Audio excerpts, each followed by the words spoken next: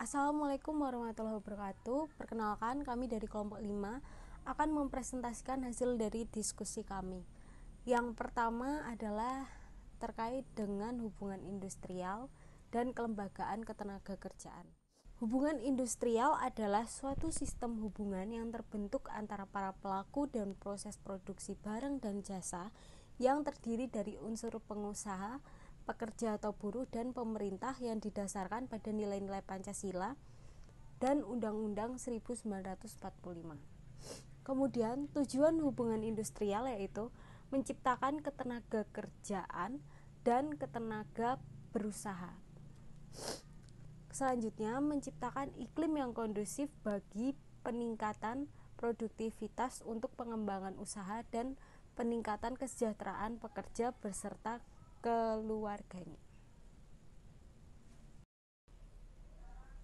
Masih dalam tujuan hubungan industrial, yaitu menciptakan iklim yang mendorong kemajuan usaha dan peningkatan investasi dalam rangka pertumbuhan ekonomi nasional yang mampu memperluas kesempatan kerja dan mengurangi pengangguran. Badan Nasional Penempatan dan Perlindungan Tenaga Kerja Indonesia. Badan Nasional Penempatan dan Perlindungan Tenaga Kerja Indonesia yang selanjutnya disebut BNP 2 TKI adalah lembaga pemerintah non-kementerian sebagaimana dimaksud dalam Undang-Undang Republik Indonesia Nomor 39 Tahun 2004 tentang Penempatan dan Perlindungan Tenaga Kerja Indonesia dan Peraturan Presiden Republik Indonesia Nomor 81 Tahun 2006 tentang Badan Nasional Penempatan dan Perlindungan Tenaga Kerja Indonesia. BNP 2 TKI adalah lembaga pemerintah non-kementerian yang berada di bawah dan bertanggung jawab kepada Presiden. Dalam pelaksanaan tugas dan fungsinya, BNP 2 TKI dikoordinasikan oleh Menteri yang bertanggung jawab di bidang ketenagakerjaan. BNP 2 TKI terdiri atas Sekretariatan Utama, Deputi Bidang Kerjasama Luar Negeri dan Promosi, Deputi Bidang Penempatan, Deputi Bidang Perlindungan, Inspektorat, dan Unit Pelaksanaan Teknis. Dalam pelaksanaan tugas sebagaimana BNP 2 TKI menyelenggarakan fungsi sebagai berikut. A. Pelaksanaan penempatan TKI di luar negeri atas dasar perjanjian secara tertulis antara pemerintah dengan pemerintah negara pengguna TKI atau pengguna berbadan hukum di negara tujuan penempatan. B. Pemberian pelayanan, pengkoordinasian, pelaksanaan pengawasan mengenai dokumen, pembekalan akhir pemberangkatan, penyelesaian masalah, sumber-sumber pembiayaan, pemberangkatan sampai pemulangan, peningkatan kualitas calon TKI, informasi, kualitas pelaksanaan penempatan TKI, dan peningkatan kesejahteraan TKI dan keluarganya. Organisasi Buruh Internasional atau International Labour Organization atau yang biasa disingkat ILO merupakan sebuah wadah yang menampung isu buruh internasional di bawah PBB. ILO didirikan pada tahun 1919 sebagai bagian persetujuan Versailles setelah Perang Dunia ke-1. Organisasi ini merupakan badan khusus yang pertama menjadi bagian dari PBB setelah pembubaran LBB. ILO berdiri atas prinsip filosofis bahwa perdamaian nyeluruh dan abadi hanya dapat dicapai bila didasarkan pada keadilan sosial.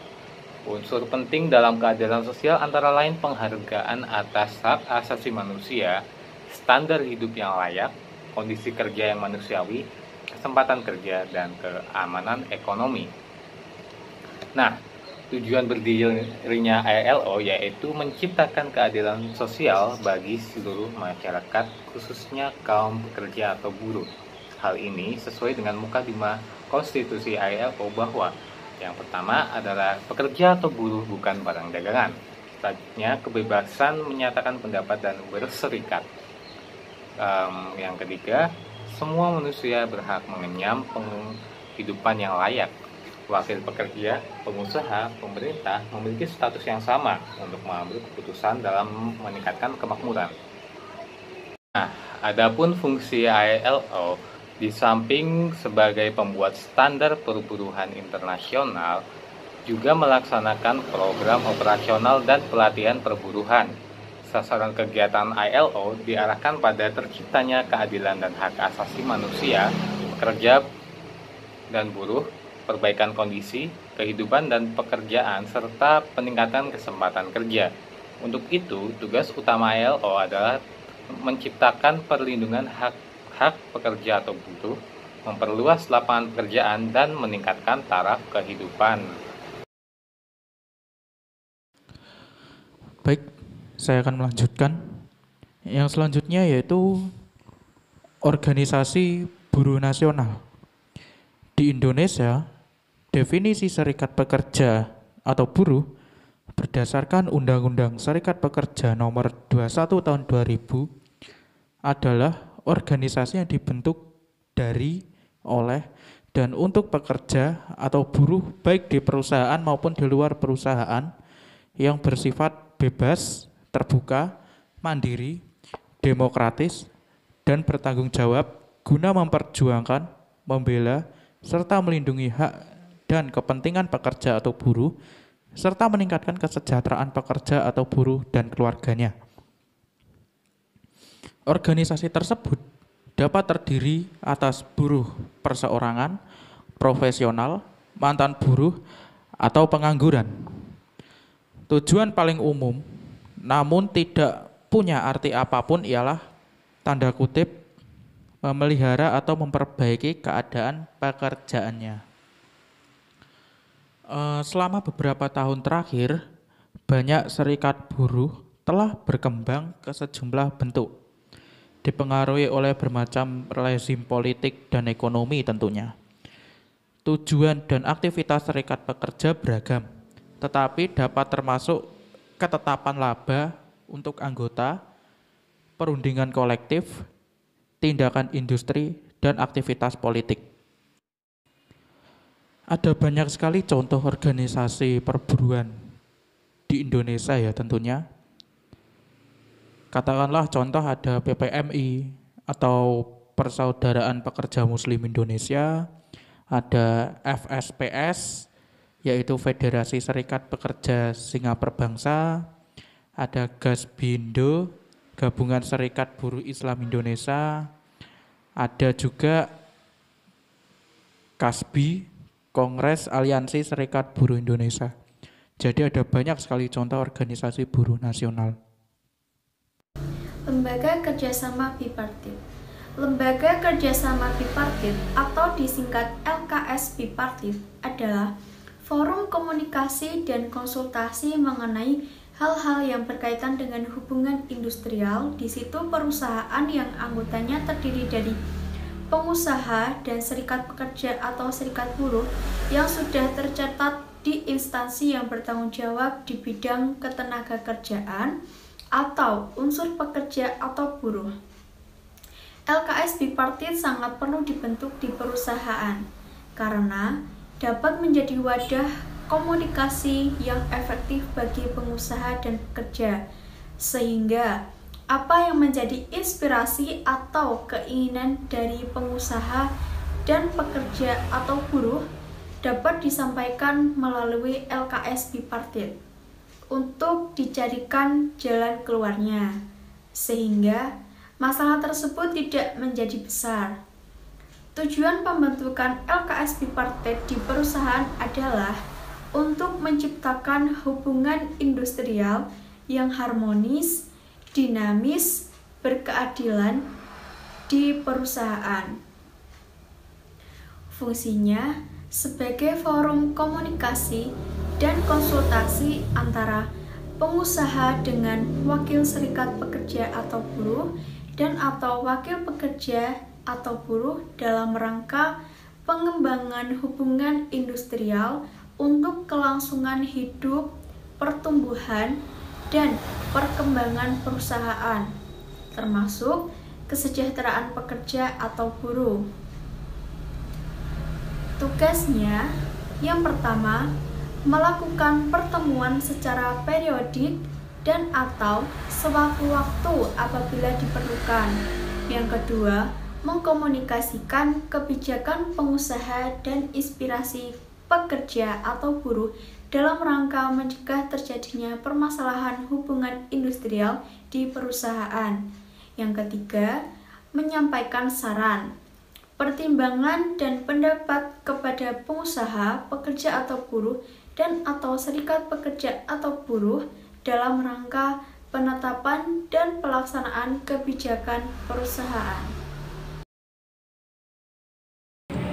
Susunan pengurus dari lembaga kerjasama bipartit sendiri, susunan lembaga kerjasama bipartit terdiri dari ketua, wakil ketua, sekretaris dan anggota. Jabatan LKS bipartit dapat dijabat secara bergantian antara wakil pengusaha dan wakil pekerja atau buruh, dan di masa kerja kepengurusan LKS bipartit atau lembaga kerjasama bipartit adalah 3 tahun. Kemudian dari cara pembentukan LKS bipartit ini, LKS bipartit dibentuk oleh unsur pengusaha dan unsur pekerja atau buruh. LKS bipartit dapat dibentuk di setiap cabang perusahaan dengan melaksanakan pertemuan untuk membentuk, menunjuk, dan menetapkan anggota LKS bipartit di perusahaan. Anggota yang menyepakati dan menetapkan susunan pengurus LKS bipartit dan dituangkan dalam berita acara yang ditandatangani oleh pengusaha dan wakil serikat buruh atau wakil pekerja atau buruh di perusahaan.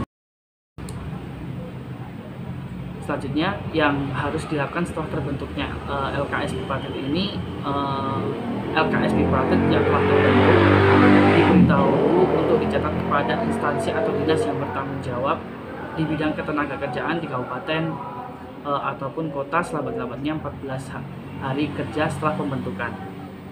Pengurus LKS bipartit menyampaikan pemberitahu tertulis baik langsung maupun tidak langsung dengan melampiri berita acara pembentukan, susunan pengurus dan alamat perusahaan. Kemudian selambat-lambatnya 7 hari kerja setelah menerima pemberitahuan, instansi atau dinas yang bertanggung jawab di bidang ketenagakerjaan memberikan nomor bukti pencatatan. Dan di terakhir ada sanksi yang dikenakan apabila tidak membentuk LKS bipartit. Yang dikenakan dari sanksi ini berupa administratif, dapat berupa teguran, peringatan tertulis, pembatasan kegiatan usaha, pembekuan kegiatan usaha, pembatalan persetujuan, pembatalan pendaftaran, dan penghentian sementara sebagian atau seluruh alat produksi dan pencabutan izin usaha. Selanjutnya adalah lembaga kerjasama tripartit. Lembaga kerjasama tripartit ini yang selanjutnya akan disingkat dengan LKS tripartit adalah sebuah forum komunikasi, konsultasi, dan musyawarah tentang masalah-masalah ketenagakerjaan yang anggotanya terdiri dari unsur-unsur pemerintahan, organisasi pengusaha, dan serikat pekerja atau serikat buruh. Lembaga kerjasama tripartit sektoral yang selanjutnya disebut LKS tripartit sektoral ialah forum komunikasi, konsultasi, dan musyawarah tentang masalah-masalah ketenagakerjaan sektor usaha tertentu yang anggotanya terdiri dari unsur pemerintahan, organisasi pengusaha sektoral usaha tertentu, dan serikat pekerja atau serikat buruh sektoral usaha tertentu. Nah, selanjutnya adalah lembaga penyelesaian perselisihan hubungan industrial. Jadi, dalam hubungan industrial sendiri, ada sebuah lembaga tertentu yang digunakan untuk menyelesaikan masalah-masalah tentang hubungan industrial. Nah, lembaga penyelesaian perselisihan hubungan industrial sendiri adalah Pengadilan Hubungan Industrial. Nah, Pengadilan Hubungan Industrial sendiri adalah pengadilan khusus yang dibentuk di lingkungan pengadilan negeri yang berwenang memeriksa, mengadili, dan memberi putusan terhadap perselisihan hubungan industrial. Jenis-jenis perselisihan hubungan industrial meliputi perselisihan hak, perselisihan kepentingan, perselisihan pemutusan hubungan kerja, dan perselisihan antara serikat pekerja, buruh dalam satu perusahaan. Slide selanjutnya ialah macam-macam mekanisme perselisihan hubungan industrial. Mekanisme penyelesaian hubungan industrial telah diatur dalam Undang-Undang Nomor 2 Tahun 2004 tentang penyelesaian perselisihan hubungan industrial melalui beberapa tahap, mulai dari bipartit, mediasi yang melalui arbitrase atau konsiliasi, sampai ke pengadilan hubungan industrial sebagai final. Dalam penyelesaian hubungan industrial melalui penyelesaian non-litigasi, yaitu melalui bipartit, tripartit, mediasi, konsiliasi, dan arbitrasi dengan prinsip musyawarah untuk mufakat. Hal ini dilakukan antara pekerja dan pengusaha sesuai dengan kearifan lokal dan penempatan harkat martabat buruh setara dengan pengusaha. Adanya penguatan terhadap lembaga mediasi, konsiliasi, dan arbitrase sebagai lembaga tertinggi yang bersifat final ini merupakan upaya terakhir dalam penyelesaian perselisihan hubungan industrial. Dengan merekrut sumber daya manusia yang profesional, tidak memihak, dan mengambil keputusan sekaligus meningkatkan komunikasi dalam hubungan industrial. Nah, sekian dari kelompok kami. Kurang lebihnya mohon maaf. Terima kasih.